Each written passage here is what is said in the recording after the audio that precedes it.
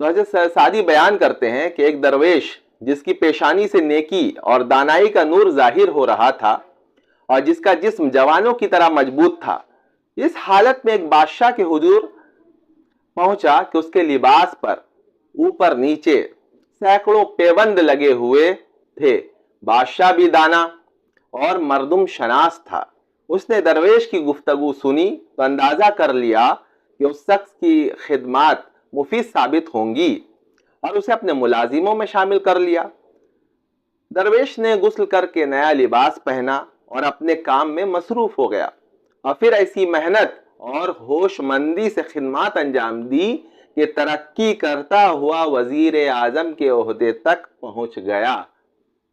आप भी जब इस तरीके से काम करेंगे और ऊंचे मकाम पर जाएंगे और आपको इसका अच्छा तजुर्बा होगा ऑफिस में, दफातर में, कि किस तरीके से जो है वो हासिदीन या आपसे जो कम अहल आदमी है वो किस तरीके से आपके खिलाफ जो है साजिशों का वो जाल बुनता है और आप को गिराने की वो कोशिश करता है।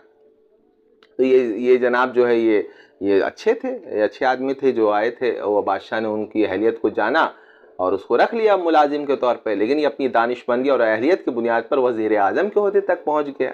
अब यहाँ से जो है शुरू होता है हासिदीन की जो साजिशों का वो चक्कर। पहला वजीर इस नए वजीर से हसद करने लगा और इस कोशिश में लग गया कि इसकी कोई गलती मालूम हो तो बादशाह के इल्म में लाए और उसे सजा दिलवाए। लेकिन दरवेश वजीर आजम ऐसा अक्लमंद और नेक दिल था कि उसके किसी काम में ऐब निकाला ही ना जा सकता था।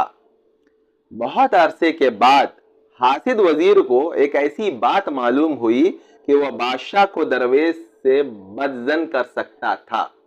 उनको बस एक बहाना चाहिए। ऐसे लोगों को आपके खिलाफ साजिशें रचने के लिए एक बहाना वो तलाश करते हैं, मतलब कहाँ से आपके अंदर जो है, मतलब कोई खूबी को भी कैसे जो है वो ऐब में तब्दील कर दें, ये इनकी पूरी कोशिशें जो है इसी